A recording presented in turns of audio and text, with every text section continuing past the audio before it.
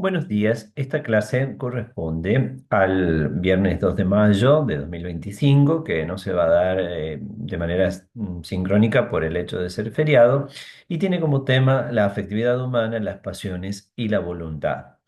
Aquí nosotros vamos a considerar las pasiones desde el punto de vista de su influencia en la moralidad de las acciones humanas. Porque si bien este tema de la afectividad humana o de las pasiones, como las llama Santo Tomás de Aquino, tiene una gran importancia desde el punto de vista antropológico, es en el ámbito moral, en el horizonte moral, donde realmente tienen como su presencia más destacada. Por eso Santo Tomás de Aquino las trata en la parte en que está considerando la acción moral del hombre, es decir, la acción por la cual el hombre se dirige hacia su fin último. Dicho esta aclaración, pasemos a definir un poquito qué son las pasiones como tales. Las pasiones son movimientos del apetito sensitivo. Para que nosotros nos ubiquemos, tenemos que recordar en los vivientes que están dotados de conocimiento, existen el conocimiento y la afectividad. El conocimiento puede ser sensible e intelectual, la afectividad también puede ser una afectividad sensible y una afectividad de orden superior espiritual, que es lo que llamamos la voluntad. Entonces, las pasiones son movimientos no del ámbito cognoscitivo, sino afectivo, apetitivo, no del ámbito espiritual o racional, sino sensitivo. Lo que nosotros llamamos pasiones, hoy en día se llama emociones, recibe como diferentes nombres, lo que Santo Tomás de Aquino y la tradición clásica llamaban pasiones no es lo que hoy exactamente se llama pasión. Nosotros cuando hablamos de algo apasionado, entendemos como un movimiento violento, fuerte y a veces de corta duración. Para Santo Tomás, el concepto de las pasiones incluía otro tipo de movimientos afectivos que no necesariamente son de corta duración y que también a veces pueden estar matizados mucho por la condición espiritual de la persona. Pero entonces, las pasiones son movimientos del apetito sensitivo, porque nuestra sensibilidad humana tiene una gran receptividad y capacidad de respuesta. Entonces, las pasiones siempre se desencadenan por la presencia de un objeto. Nosotros, de una manera, aunque sea oscura, recibimos un dato, una información acerca de un objeto y por esa receptividad se desencadena en nosotros una respuesta. Por ejemplo, nosotros tenemos miedo, pero ¿de qué tenemos miedo? Tenemos miedo de algo que se nos ha presentado como amenazante. Entonces, fíjense, muchas veces para que se nos pase el miedo, no solamente está el hacer como un esfuerzo de la voluntad y fortalecerse frente al miedo, sino también está trabajar lo cognitivo y decir, bueno, eso que te parece tan amenazante, a ver, analizarlo con un poquito de más objetividad y te das cuenta que no es tan amenazante como parece. Entonces, las pasiones implican esa respuesta de la sensibilidad humana a todas las solicitaciones, a todos los estímulos que nosotros recibimos a través de nuestro conocimiento sensitivo. Y además, las pasiones incluyen una alteración corporal. Cuando nosotros tenemos miedo, quizá nos ponemos pálido, en caso muy extremo, empezamos a temblar. Cuando nosotros nos enojamos, nos ponemos colorados, no sé, sentimos como un calor dentro de nosotros mismos, y así sucesivamente. Cuando nosotros tenemos cualquier tipo de reacción frente a otro, capaz que empezamos a transpirar, bueno, no sé. Entonces siempre incluyen algún tipo de alteración corporal. Y fíjense que es importante descubrir que las pasiones pertenecen a la esfera sensitiva y por lo tanto se sienten, pero no están exentas del dominio de la razón y por lo tanto también se consienten, ¿no? Por ejemplo, yo puedo decir, siento odio por una persona. ¿Eso está bien o está mal? Bueno, si simplemente se siente pero no se consiente, será algo que tengo que trabajar, pero no es una falta moral, porque no hay un consentimiento. Sí la tengo que trabajar desde el punto de vista psicológico porque yo tengo que poner orden en mi afectividad y ese odio quizá es desordenado y entonces yo tendré que trabajar para que ese odio se modere o desaparezca porque no es algo ordenado dentro del conjunto de mi afectividad. Pero solamente lo que se consiente es aquello de lo cual tenemos nosotros que responder moralmente, de lo cual nosotros somos responsables. Entonces, esta dualidad de las pasiones o afectos que se sienten pero también se consienten es importante porque nosotros tenemos que distinguir precisamente entre sentir y consentir para ir viendo la manera en que vamos a ir trabajando una determinada pasión o movimiento de nuestra afectividad. Y viene después otra distinción importante que la vamos a ilustrar con varios ejemplos. La pasión tiene un objeto que se puede considerar desde el punto de vista físico o desde el punto de vista moral. ¿Qué quiere decir esto? Desde el punto de vista físico, una pasión puede tener como objeto un bien o un mal. Por ejemplo, yo me alegro de un bien y me entristezco de un mal. Necesariamente la pasión de la alegría siempre se refiere a un bien. Necesariamente la pasión de la tristeza se refiere a un mal. Ahora, con esto diríamos que toda alegría es buena y que toda tristeza es mala. Si yo, por ejemplo, me alegro de que, no sé, a alguien que yo no quiero le ha sucedido una gran desgracia, desde el punto de vista físico, como es alegría, tiene como objeto algo que yo considero un bien. Yo estoy considerando un bien que esa persona a la cual tengo rechazo, le haya pasado algo malo, ¿no es cierto? Pero desde el punto de vista moral, esa alegría sería mala. Yo no me puedo estar alegrando del mal ajeno. No es digno de mi condición personal. Esto es muy importante distinguirlo porque una cosa es el objeto físico de la pasión que siempre está determinado por la pasión misma. Por ejemplo, se ama el bien, se odia el mal, se desea el bien, se rechaza el mal. Se alegra uno por el bien, se entristece uno por el mal. Desde el punto de vista físico eso no puede cambiar, pero desde el punto de vista moral hay que hacer otro discernimiento para ver si esa alegría, por más que se refiera a un bien, coincide con el orden de la razón. Si no coincide con el orden de la razón, entonces será una mala alegría, como por ejemplo que yo me alegra de que a una X persona que no me cae muy bien le haya sucedido una desgracia. ¿M?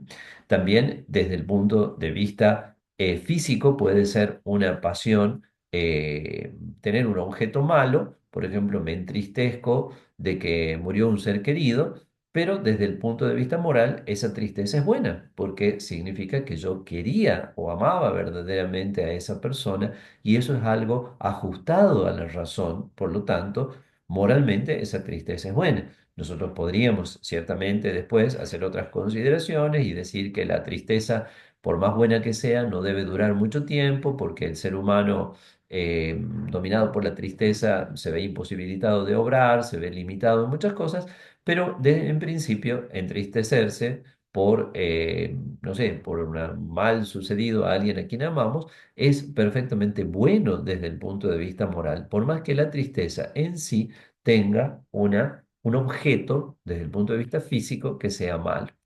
Esto lo podemos considerar con algunos ejemplos. Fíjense, por ejemplo, la indignación por la injusticia. Si yo me siento indignado, enojado porque he visto una injusticia, el objeto físico de esa indignación es un mal, es la injusticia. Miro una injusticia y se despierta en mí un enojo y una ira. El enojo no se despierta por lo bueno, se despierta por un objeto malo. Sin embargo, según el orden de la razón, esa indignación es buena.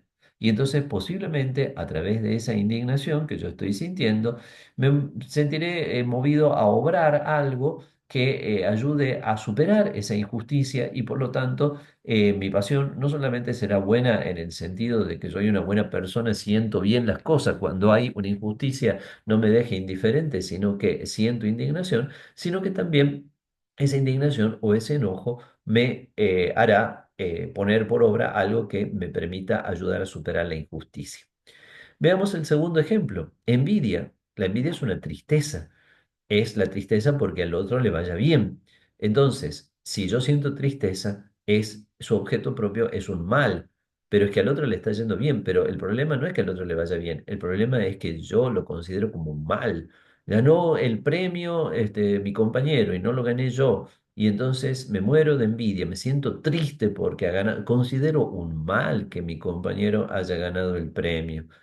Entonces, considero un mal, por lo tanto, me entristezco, por lo tanto, el objeto físico es malo. Pero en este caso, la moralidad de esa pasión también es mala, porque evidentemente envidiar al otro y entristecerse porque el compañero haya ganado el premio es un mal en sí mismo, ¿no es cierto? Si yo no puedo, yo al contrario, debo alegrarme por el bien ajeno. No puedo considerar como un mal que al otro le haya ido mejor que a mí o haya obtenido algo que yo no obtuve. Bien, fíjense, el tercer caso invierte las calificaciones de lo que pasaba en el primero y por eso es interesante. Amor pasional que lleva a la infidelidad conyugal. Si un hombre se enamora de la mujer del vecino, supongamos, entonces se enamora de la mujer del vecino porque la mujer del vecino se le presenta como un bien, no que se enamore de ella porque sea fea y antipática, sino todo lo contrario. Entonces, ese amor pasional tiene, desde el punto de vista físico, un objeto que es bueno, se ama lo bueno, se ama algo que se ve como bueno, como bello, como atrayente, ¿no? Pero claramente desde el punto de vista de la moralidad, o sea, acuerdo o desacuerdo con el orden de la razón, esa pasión es mala porque contradice la justicia. La justicia lleva a que cada uno esté con su esposa y no esté rompiendo el matrimonio de los otros, entonces, ni el propio. Entonces, claramente contradice el orden de la razón y esa acción y esa pasión es mala. ¿M? Fíjense que esto es muy importante porque nosotros a veces podemos escuchar por ahí, tal persona hizo tal cosa, y si lo hace por amor, está bien. Y acá claramente vemos que no es así. Por eso se cometen muchos errores. Entonces se justifica todo tipo de conductas diciendo, bueno, pero es por amor, ¿no es cierto? Entonces, por amor, claro, pero ¿es un amor ordenado o desordenado? Cierto es que el amor, desde el punto de vista físico, voy a insistir muchas veces en esto para que se entienda claro, desde el punto de vista físico, el amor siempre tiene como objeto un bien, pero hay que ver el orden de la razón. Si ese bien que yo busco lo busco de una manera desordenada, entonces la moralidad, la calificación moral de esa acción es mala. La calificación moral de esa pasión o de ese movimiento de la afectividad no puede ser positiva. Entonces, no todo amor es bueno desde el punto de vista moral. No toda alegría es buena desde el punto de vista moral. No toda tristeza es mala desde el punto de vista moral. Siempre el amor y la alegría van a tener objeto físico bueno y siempre la tristeza o el odio van a tener objeto físico malo.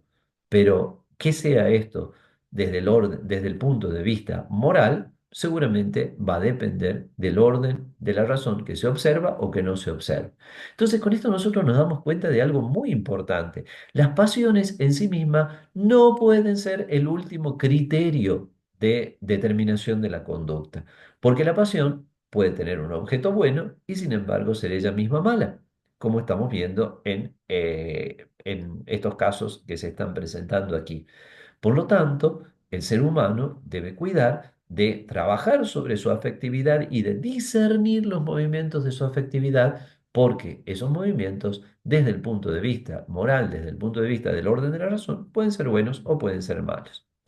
Veamos el cuarto ejemplo. Dice, decepción y abandono de un proyecto imposible. Esa decepción y abandono del proyecto imposible podríamos nosotros catalogarla como una tristeza o tal vez también, utilizando el término que Santo Tomás usa, podríamos catalogarla como una desesperanza, es decir, desesperar de algo. Por ejemplo, yo tengo un proyecto de, no sé, de ser físico nuclear y resulta que como en realidad a mí no se me da mucho ni la física ni la matemática y además de eso tengo muchas otras cosas que hacer en la vida. Resulta que hace 10 años que estoy estudiando física nuclear y todavía no he aprobado las materias de primer año. Y entonces, bueno, en algún momento llego con una cierta tristeza a decir, bueno, basta, abandono, me desespero ya de este proyecto y lo abandono.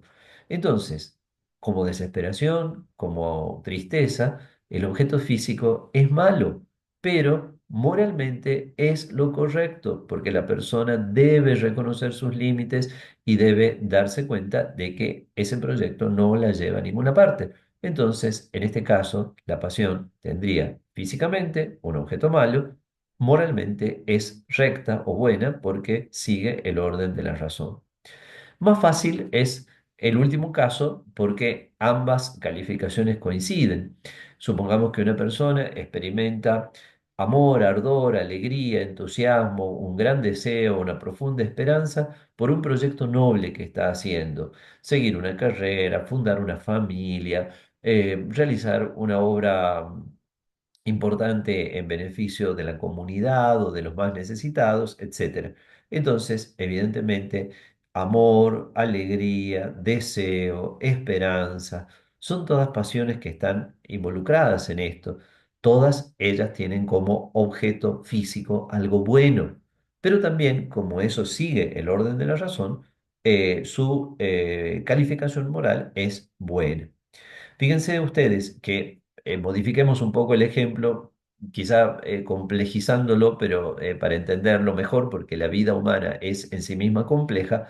Supónganse que nosotros tengamos ¿sí? esa ilusión y ese entusiasmo por un proyecto noble, tiene como objeto físico algo bueno, moralmente es algo bueno, pero resulta que en un momento determinado esa ilusión y ese entusiasmo nos llevan a abandonar un montón de cosas importantes, nos lleva a dejar de lado eh, nuestras obligaciones de Estado, ya abandonamos la familia, ya descuidamos el trabajo, ya no nos ocupamos de los nuestros porque estamos tan metidos en la fundación, pónganle que se llame la fundación por decir algo, ¿no? Y entonces, si eso ya ha desbordado el orden de la razón, esa pasión originaria o ese conjunto de pasiones, de movimientos afectivos que originariamente nosotros teníamos, ya moralmente se podrían convertir en algo malo porque están generando un desorden de la razón. Entonces, volvemos a lo que dijimos. Desde el punto de vista físico, pueden tener como objeto un bien o un mal.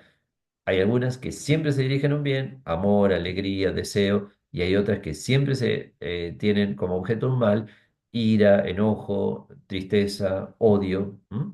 Pero desde el punto de vista moral, cualquiera de ellas puede ser buena o puede ser mala. ¿Cómo lo vamos a saber si es buena o mala? Si obedece o no al orden establecido por la razón. Dicho esto, vamos a pasar a desarrollar la clasificación que hace Santo Tomás de Aquino de las pasiones. Recordemos, porque creo haberlo dicho un poco apresuradamente al principio, que cuando Santo Tomás dice pasiones, se refiere a todo movimiento del apetito sensitivo, o sea, de nuestra afectividad, a todo movimiento de nuestra afectividad. No se refiere solamente, como hacen a veces los autores más modernos, a ciertos movimientos rápidos y pasajeros, ¿no? Que suelen tener como un carácter hasta violento, ¿no es cierto? Y que muchas veces generan una distorsión de la conducta. No, para Santo Tomás, pasiones son todos los movimientos afectivos. Y Santo Tomás va a hacer una clasificación en la cual va a encontrar 11 pasiones básicas, un numerito un poco raro, porque siempre todo es 7 o es 10 o es 4 o no sé, o es 3 y son todos los números más perfectos. 11 es un número medio raro, pero ese número 11 va a resultar de las 6 pasiones del apetito concupiscible y las 5 del apetito irascible. 6 más 5, 11. Pero expliquemos entonces qué es el apetito concupiscible y qué es el apetito irascible. El apetito concupiscible es aquella rama de nuestra afectividad que tiende a un bien en cuanto tal, es decir, un bien sin mayores calificaciones, cualquier cosa que yo encuentre buena.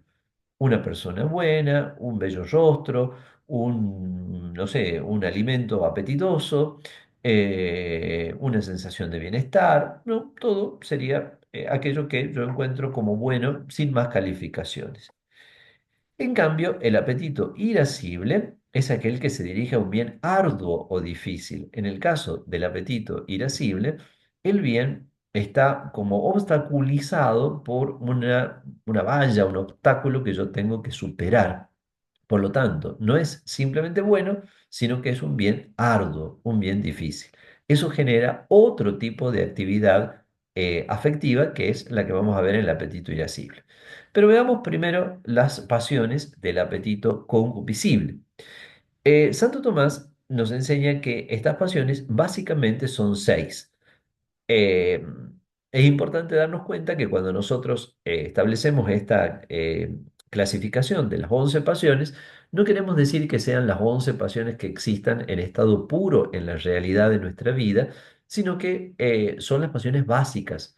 Vale decir que cualquier tipo de sentimiento que nosotros podamos llegar a experimentar, vamos a ver que está de alguna manera es reconducible a algunas de estas pasiones fundamentales. Bien, entonces, ¿cuáles son las seis pasiones del apetito concupiscible?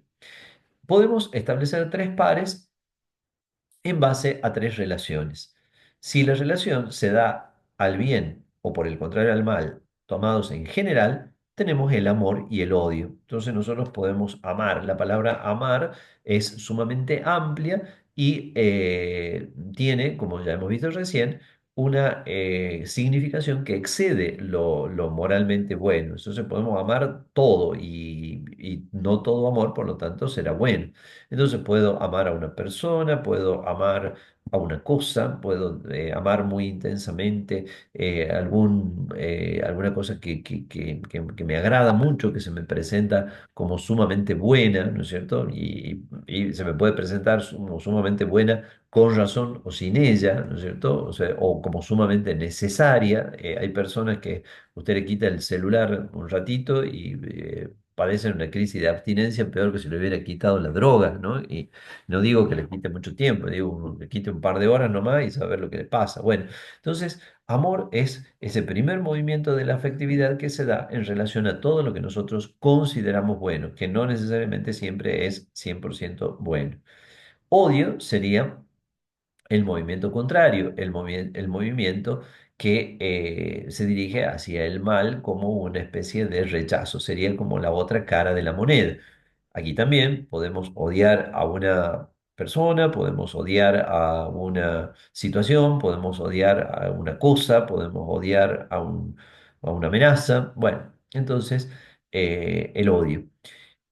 Como ya hemos dicho antes, y lo volvemos a repetir, no todo amor es bueno, no todo odio es malo. Si yo tengo, por ejemplo, odio a la mentira, ¿no es cierto? Eso puede ser en mí la base de una gran virtud, que sea una persona muy cuidadosa en la veracidad, en decir siempre la verdad. Pero también es cierto que aunque pueda haber amores malos y odios buenos, la conducta humana normalmente se va modelando en base a las pasiones que se refieren al bien. Entonces, si yo odio la mentira, eso está muy bien, pero no puedo simplemente basar mi vida en el odio al mal o a la mentira. Tengo que tener también amor de lo bueno. Fíjense cómo ese es un error que cometen muchas personas, a veces incluso dentro del orden religioso, ¿no? Que consideran que para ser bueno hay que evitar todos los pecados. Y entonces se vuelven tan escrupulosos en el evitar el pecado y tienen tanto odio al pecado que se olvidan de amar. Y peor de todo eso, se olvidan que son amados por Dios, ¿no es cierto? Entonces, si nosotros no, la base está en el amor que Dios nos tiene primero y después en el amor que nosotros tenemos a Dios.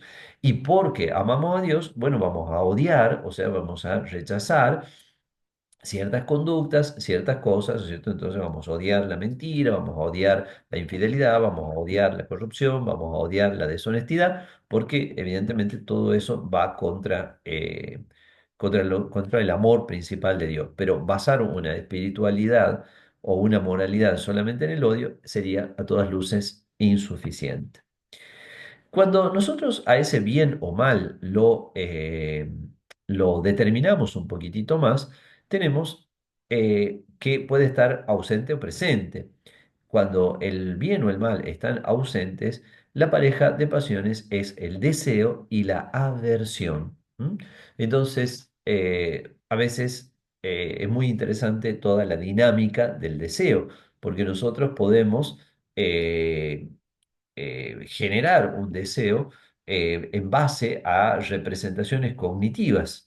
Eh, por ejemplo, si uno, no sé, le gustaba una música, pero por X causa dejó de escucharla y dejó de escucharla tanto tiempo que ya ni se acuerda de esa música y bueno, ni siquiera va a desear algo que de lo que no se acuerda, no lo va, ni lo va a desear, ¿no? O tal vez uno comió una comida riquísima en un viaje que hizo al extranjero, una comida un poco exótica, y sí le gustó mucho, pero uno no la va a desear esa comida si no se la acuerda. Si alguien dice, che, ¿te acordás de esa comida? Capaz que dice, ay, sí, ahora cuánto desearía comerla. Pero si no se representa de alguna manera, entonces ese bien o ese mal que está ausente tiene que representarse. Fíjense qué importante que es eh, educar nuestros deseos. Porque si yo hago proliferar o dejo que proliferen mis deseos, como muchas veces hace la propaganda, ¿no? Entonces, claro, veo un auto y deseo un auto, veo un celular y deseo un celular, veo un viaje y deseo un viaje. Y entonces al final deseo tantas cosas y como no puedo tenerlas a todas, entonces me termino como triste, ansioso, desanimado o compelido así con una especie de compulsión a tener que comprar el auto, comprar esto, comprar, ya no me alcanza el auto que tengo que comprar otro, ya no me alcanza el celular que tengo que comprar otro y siempre tengo que estar consumiendo cosas nuevas porque no me alcanza. Bueno, entonces, a ver, una sana educación implica a veces moderar los deseos.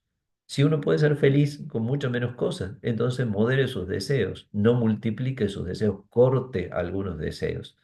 Pero también vale la opuesta o la complementaria. Fomente ciertos deseos. Hoy en día las personas desean tantas cosas, exacerban tanto su capacidad de desear que al final termina como agotada esa capacidad de desear y al final llega un momento que no quieren nada. Y entonces, ¿qué quieren? Nada, están en la casa haciendo nada, como bueno, puede ser un día del trabajador como hoy, y están en la casa haciendo nada y no desean nada. Y entonces son personas apáticas, deprimidas, ¿no? El ser humano vive de deseos. Entonces también tenemos que desear. Es decir, uno dice, ¿cuánto desearía, no sé, que el baldío de la esquina de mi casa se convierta en una plaza? Y bueno, capaz que si a ese deseo lo pongo en movimiento, puedo juntarme con otros vecinos, hacer trámites y gestiones y moverme un poco y el deseo se va a cumplir. Y entonces, en base a un deseo que yo tenía, he logrado hacer algo bueno para mí y para los demás. Entonces, hay que educar los deseos, cortar los deseos inútiles, fomentar los deseos beneficiosos. La aversión es la contracara del deseo porque es el rechazo de un mal ausente, ¿no? Entonces, las cosas no están presentes, pero puede producirme un rechazo, su recuerdo, su memoria, su representación por medio de la imaginación. Por eso también es importante manejar nuestra parte cognitiva. Por ejemplo, tal persona me produce aversión, aunque no esté presente, de solo acordarme ya me produce rechazo. ¿Pero por qué me produce rechazo? ¿Justificadamente porque la persona en sí es mala o desagradable? O tal vez yo también he acentuado los aspectos desagradables de esa persona y quizá podría representármela a la persona de otra manera, podría ver también sus aspectos positivos. Bien, si pasamos a la tercera pareja, tenemos el gozo y la tristeza, el gozo o alegría y la tristeza, que cuando se los considera desde un punto de vista más netamente físico, se llaman placer y dolor. Son los movimientos afectivos que se producen en relación con un bien o mal que está presente. Fíjense, a diferencia del deseo, que no teníamos algo presente, el gozo es cuando tenemos ese presente. Y cuando eso se produce con una intensa experiencia de plenitud en lo físico, se llama placer, y cuando por el contrario la sensibilidad se ve afectada en lo físico, de manera también medianamente intensa, tenemos el dolor. Claramente, no todos los placeres son buenos, no todos los dolores son malos. La ética utilitarista tiene esa errada equiparación. Si algo es placentero es porque es bueno, si algo es doloroso es porque es malo. Pero nosotros sabemos que no depende solo del objeto físico la cosa. sino que depende del orden de la razón. Entonces, es bueno sentir placer ante los bienes legítimos, pero es malo sentir placer por bienes desordenados. La búsqueda desordenada del placer genera un mecanismo que está estudiado incluso desde el punto de vista físico y que es el mecanismo de las adicciones. Yo, por ejemplo, puedo encontrar placer en una sustancia o en una bebida, pongamos para poner el ejemplo más fácil, el alcohol. Y bueno, y entonces necesito cada vez mayores cantidades de ese objeto para poder experimentar el mismo placer que antes y al final resulta que ya no puedo dominar con mi voluntad esa necesidad que se me ha generado para poder mantener artificiosamente siempre el placer. Hay a veces mamás o papás equivocados que dicen, yo le voy a evitar a mi hijo todo dolor y todo sufrimiento, no quiero que mi hijo sufra como yo sufrí en la vida. Grave error. Hay dolores y tristezas que son buenas y que son necesarias. Uno tiene que sentir dolor y tristeza por sus pecados, por sus faltas morales, para que ese sentimiento de culpa lo lleve a la corrección. Tiene que sentir dolor por los males propios y por los males ajenos. Si estoy enfermo u otro está enfermo, tengo que aprender a convivir con el dolor. Tengo que sentir dolor también en el alma, porque no todo lo que experimento es bueno y positivo, y si no sintiera dolor por eso, si yo fuera insensible, eh, no podría adoptar el curso de acción adecuado frente a esa realidad presente y negativa. Tengo que sentir dolor ante el dolor de los otros, porque si no me convierto en un perfecto egoísta. Y aquí también vale mucho lo que decíamos. Puede haber alegrías malas y tristezas buenas. Sí, puede haber, pero la tristeza en sí misma no puede ser el motor de una vida moral o de una vida espiritual. La tristeza es como un elemento secundario. Sí, yo siento una gran tristeza por el pecado, siento una gran tristeza por el mal, me pone triste ver que hay chiquitos que sufren hambre o violencia, etcétera, pero tiene que ser lo positivo, el amor y la alegría del bien lo que me muevan, el deseo del bien lo que me mueva. Fíjense cuánta riqueza hay en este ámbito de lo que llamamos el apetito concupiscible, que es el que tiene al bien en cuanto tal. El irascible es un poquito más complejo, porque acá no hay un solo factor en el punto de vista del objeto, que sería el bien, sino hay dos factores, el bien y la dificultad. Entonces, por ejemplo, quiero ser, no sé, abogado, ¿no es cierto? Entonces es un bien, pero es un bien posible y arduo. Tengo que recorrer un largo camino, ir a la facultad, estudiar mucho, etcétera, ¿no? Este, aunque dicen que a veces abogacía no es una carrera tan difícil en comparación con otras, ¿no? Tengo un sobrino abogado y mi hermana dice que nunca lo vio sentarse a estudiar y él contesta que porque estudiaba parado, ¿no? Pero la verdad que nunca se sentaba a estudiar y se recibió de abogado. Bueno, entonces la cosa es así. Las pasiones del apetito irascible se dirigen a un bien arduo o difícil y acá tenemos cinco pasiones. Fíjense que la primera contraposición entre la esperanza y la desesperación no se da como una contraposición bien-mal, como era en el caso anterior, sino que hablamos de un bien ausente, pero estimado como posible, y eso genera esperanza. Y si fuera por el contrario, estimado como imposible, genera desesperación. Fíjese qué interesante es esto porque todo depende de la estimación, o sea, de un factor cognitivo. Y ese factor cognitivo puede ser un conocimiento adecuado, bueno, digamos un conocimiento verdadero, o puede ser un conocimiento errado, puede ser un conocimiento que está en la falsedad, en el error, sin querer, ¿no es cierto? Entonces yo digo, no, es imposible que pase tal cosa. Entonces ya desespero. Pero capaz que eh, lo que yo considero imposible, si lo miro bien, no es tan imposible, es simplemente arduo, es difícil, pero no es imposible. Entonces, a eso me permitiría a mí pasar de la desesperación a la esperanza. Es imposible que yo llegue, no sé, a tal objetivo. Es imposible que yo apruebe tal materia. Es imposible que tal persona me lleve el apunte. Es imposible que cambie el ámbito, el clima dentro de mi trabajo. Es imposible. Bueno, todo depende de tu estimación. Quizá tu estimación es errada y lo que te parece imposible es posible. Y además de eso, también hay que considerar una cosa. Lo imposible y lo posible dependen de una serie de coordenadas previas. Si yo modifico esas coordenadas, lo imposible se convierte en posible. Por ejemplo, uno podría decir, es imposible que yo, no sé, suba al cerro andando en bicicleta, ¿no? Bueno, tal vez para mí sí ya es un poquito imposible, pero supongamos una persona más joven, esa persona puede decir, es imposible, pero si me propongo un entrenamiento asesorado bien por quienes saben del tema, etcétera, después de un tiempo de entrenamiento, lo imposible se convirtió en posible.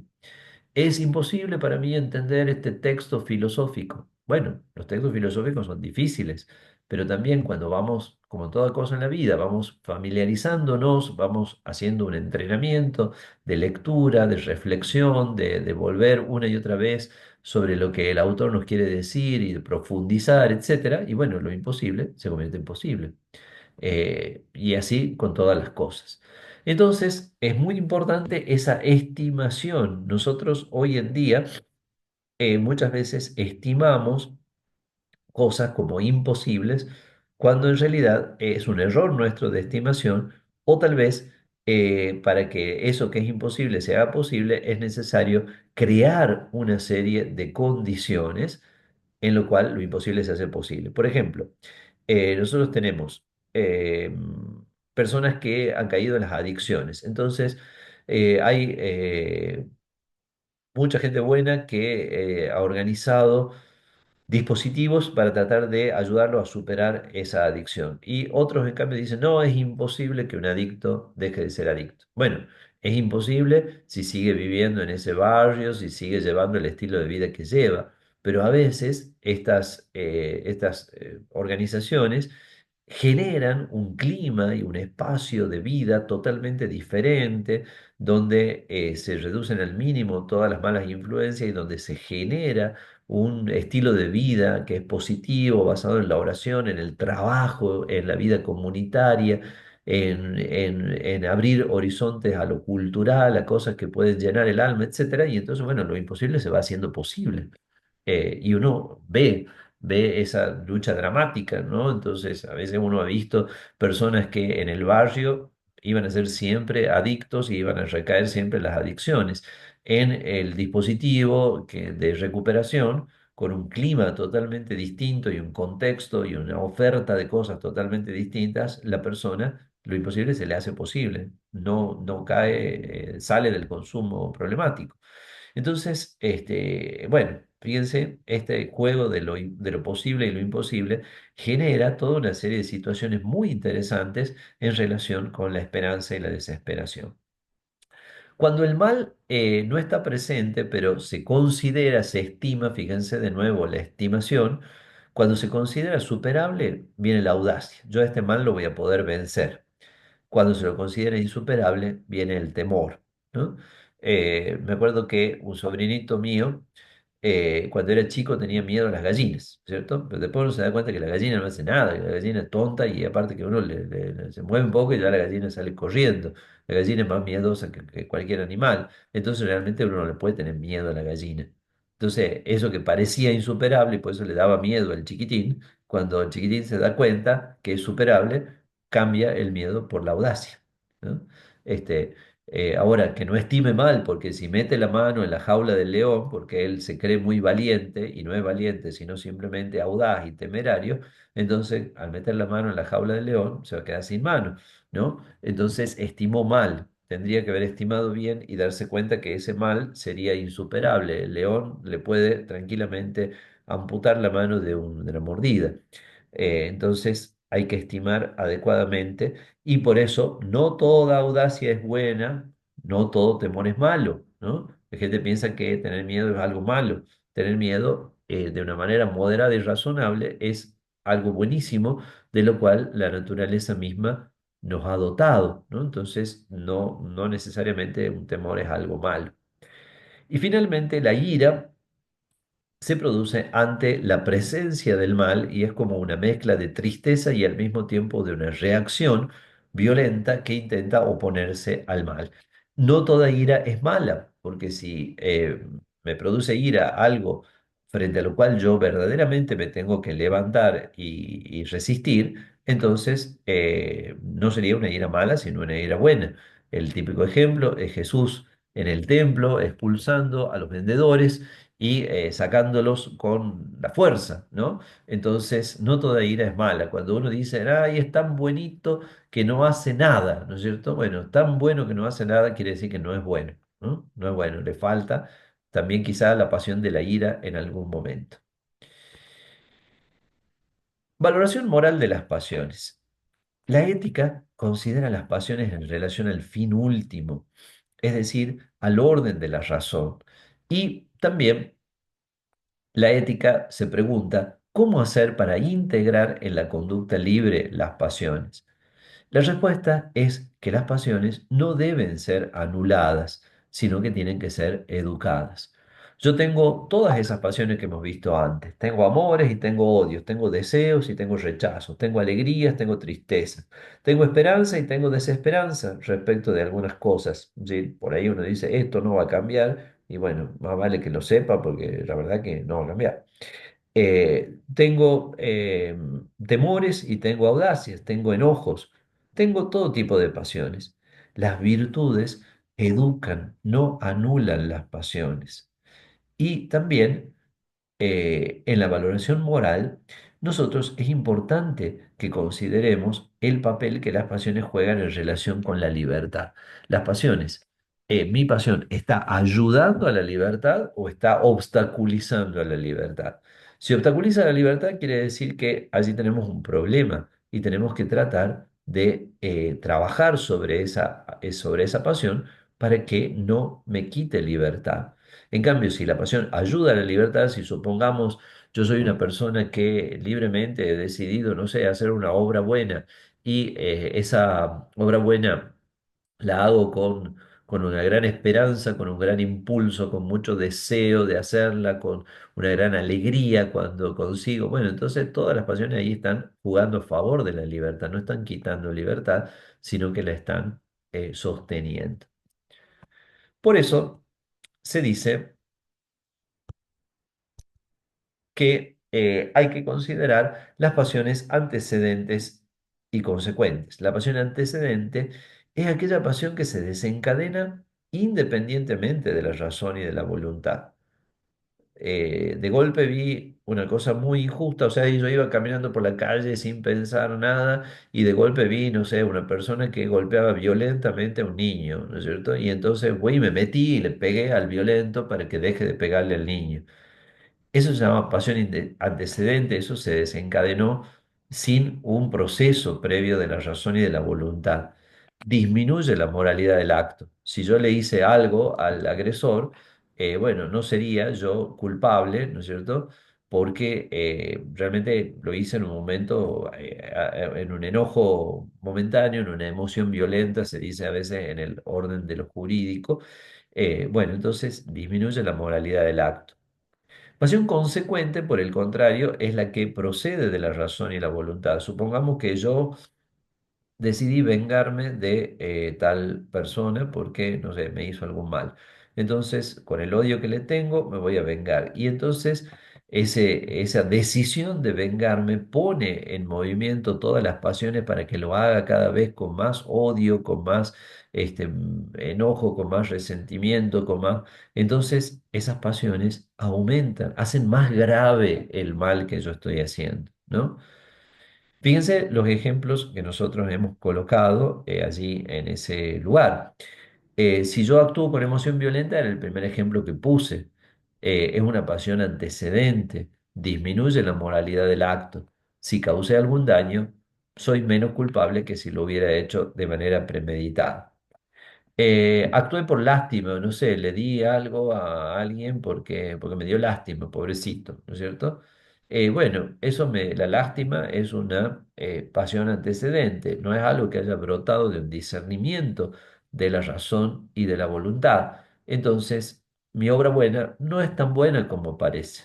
Si obraste por lástima, simplemente obedeciendo un impulso momentáneo, muchas veces la gente confunde eso, dice, ah, bueno, a mí me dio lástima el chiquito, entonces le di un pedacito de pan. Bueno, está bien, sí, no está mal lo que hiciste, pero si lo hiciste solo por lástima, me parece que no es tan buena como vos piensas.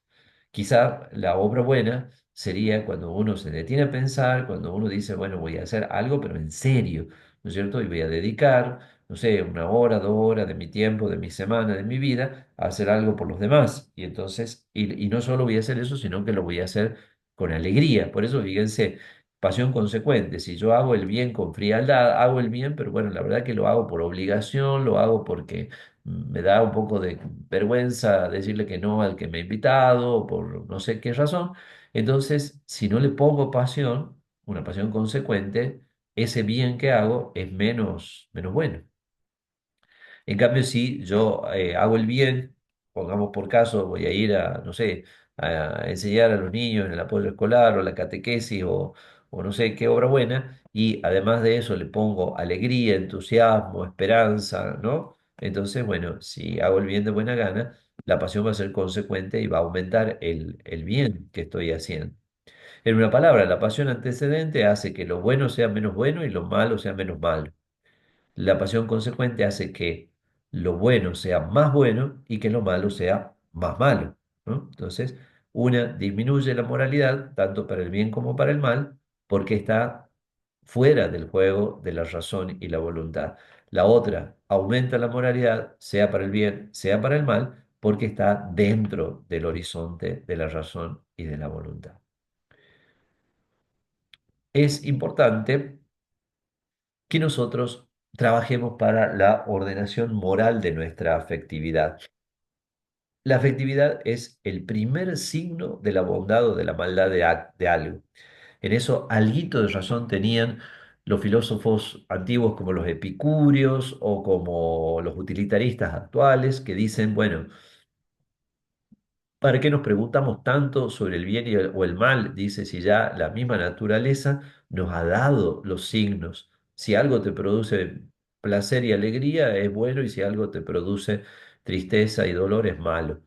Bueno, sí, pero es el primer signo, pero es un signo insuficiente, porque a veces es un signo parcial. Alguna cosa puede parecer mala, es decir, la medicina es amarga, pero la razón sabe perfectamente que con esa medicina te curas de la enfermedad. Eh, entonces, si yo me quedo solo en la amargura de la medicina parcial, no voy a tomar nunca la medicina y no me curo, entonces me pierdo ese bien. A veces entonces es un signo parcial, ¿no? Me produce un intenso placer hacer tal cosa, pero ese placer, ¿qué es en última instancia? Es una autoafirmación de mi egoísmo, es un desorden en el que mis pasiones terminan dominando y mi razón y mi voluntad no tienen fuerza para nada, entonces no está bien. A veces es parcial, a veces ese signo de la afectividad no es racional, ¿no? Entonces no está en el orden de la razón, como los ejemplos que hemos dicho. A veces va también contra el conjunto de la persona. Bueno, comer una comida riquísima en enormes cantidades, bueno, puede ser muy placentero, pero después me hace mal. Me hace mal a la panza, me hace mal a la salud, ¿no? Buscar mi placer puede ser muy agradable desde el punto de vista sensible, pero después me convierte como persona en un egoísta o me quita la voluntad. Por lo tanto, la educación de la afectividad es esencial, y hay que trabajar eso en uno mismo, en los hijos, en los educandos, en todas las personas que están a nuestro cargo, porque la razón elimina la ambigüedad ética de las pasiones. Yo, por ejemplo, puedo decir, ¿cuánto deseo esto? Quiero comprarme esta cosa que vi en la computadora o que vi en la vidriera. Bueno, pero ese deseo, ¿es ordenado o no es ordenado? Bueno, sí, es ordenado porque resulta que los zapatos que tengo ya no sirven más y está bueno que me compre otro zapato. o es desordenado, pues, tengo 50 pares de zapatos, de los cuales 49 no los uso nunca, ¿y para qué quiero comprarme otro? ¿Cierto? Entonces la razón elimina la ambigüedad ética de la pasión, en este caso, muy simplote que les puse, el deseo, ¿no? Entonces, yo estoy muy enojado porque fulano hizo tal cosa. Bueno, pero estoy enojado por una razón de justicia o estoy enojado simplemente porque, no sé, porque me afectó a mí. A veces fíjense cómo tenemos que considerar nuestros enojos. Por ahí nos enojamos muchísimo con algo, no porque ese algo sea realmente muy malo, sino porque me afecta más a mí, ¿no? Y en cambio, cuando no me afecta a mí, ya no nos enojamos y puede ser algo mucho más grave, ¿no? Pero bueno, como a mí no me afecta, como no me toca a mí, entonces no me enojo ni me mueve tanto.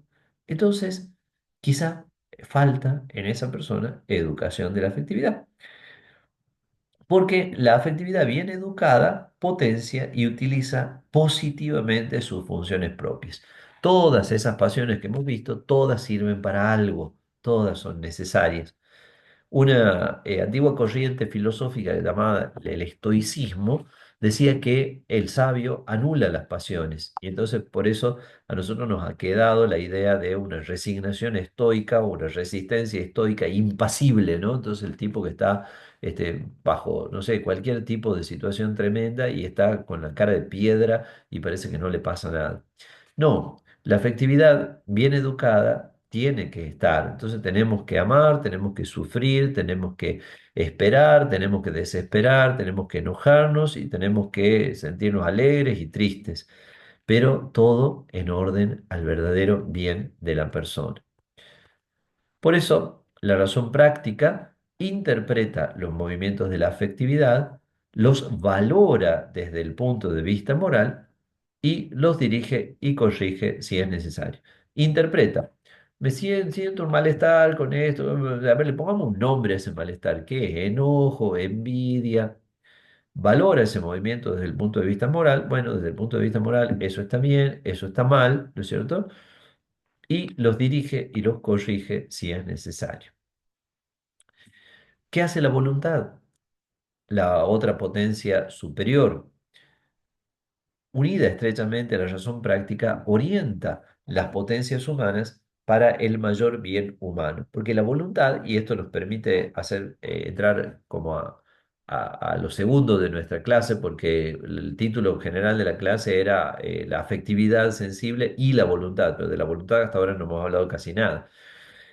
La voluntad entonces es la única que tiene la visión global del bien, podríamos decir así. Las pasiones siempre están particularizadas. El gran problema de la pasión es que la pasión absolutiza lo particular. Entonces yo quiero el caramelo y el caramelo se me convierte en el bien absoluto, ¿no es cierto? Entonces el chico se encapricha por el caramelo y la mamá educándolo no sabe cómo hacerle entender que en este momento no caramelo, ¿no? Entonces, bueno, solo la voluntad es la que orienta al bien absoluto, al bien como tal.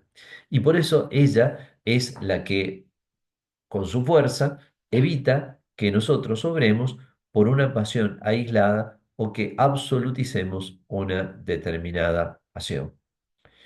Porque la voluntad es aquella potencia del alma que se dirige al bien en general, a diferencia de cualquiera de los movimientos del apetito sensitivo que siempre se dirigen a un bien particular, la voluntad tiene un alcance absoluto, igual que la inteligencia está dirigida al todo del ser, a la verdad en general, así también la voluntad está dirigida al bien en general, no a un bien particularizado.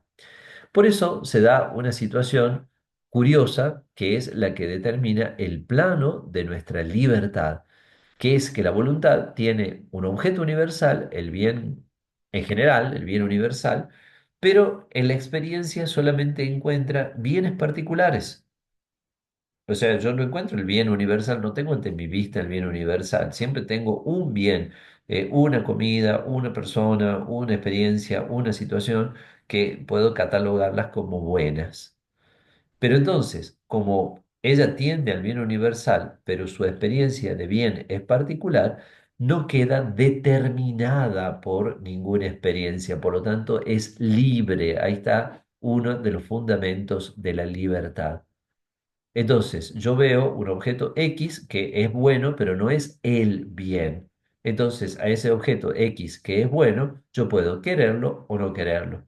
El ejercicio adecuado de mi libertad va a ser quererlo o no quererlo de acuerdo con el orden que establezca la razón. Si ese objeto es necesario para el orden de la razón, bueno, lo quiero, por ejemplo, comer para subsistir, para que mi cuerpo se alimente. Pero si ya es desordenado, si ya comer cuando no tengo ninguna necesidad de hacerlo, por puro placer y nada más, entonces, bueno, ya ese objeto es desordenado y entonces haría yo mal uso de mi libertad en quererlo. La voluntad se considera en dos modalidades fundamentales. Una es la voluntad como naturaleza, que es la voluntad que se dirige al bien. Entonces está el bien en general y también algunos bienes que son bastante generales que nosotros queremos naturalmente. Por ejemplo, todos amamos la verdad, amamos conocer o queremos conocer, queremos vivir una vida social, tenemos atracción por las otras personas, hay una atracción natural entre los sexos opuestos, etcétera. Todo eso forma parte, podríamos decir, de la voluntad como naturaleza. Pero voluntas ut voluntas, decían los antiguos, la voluntad como voluntad es la voluntad libre. Cuando yo, por ejemplo, veo algo, considero todas las variables y posibilidades de ese algo y lo quiero o bien no lo quiero. Nada determina allí a la voluntad. Por eso mismo, porque la voluntad es libre, la voluntad debe ser también educada y fortalecida. Entonces, muchas veces las personas se sienten absolutamente incapaces de hacer algo, pero se sienten incapaces porque no tienen la suficiente fuerza de voluntad y porque no han educado la voluntad, no han entrenado la voluntad. En esto, el más claro ejemplo que no da lugar a equívocos es el ejemplo del entrenamiento que pusimos ya en algún momento de esta clase. Si yo quiero, no sé, correr la maratón o subir al cerro con la bicicleta, que no puedo decir simplemente es imposible. Tal vez lo que tengo que hacer es ver cuál es el entrenamiento adecuado para que lo imposible sea posible.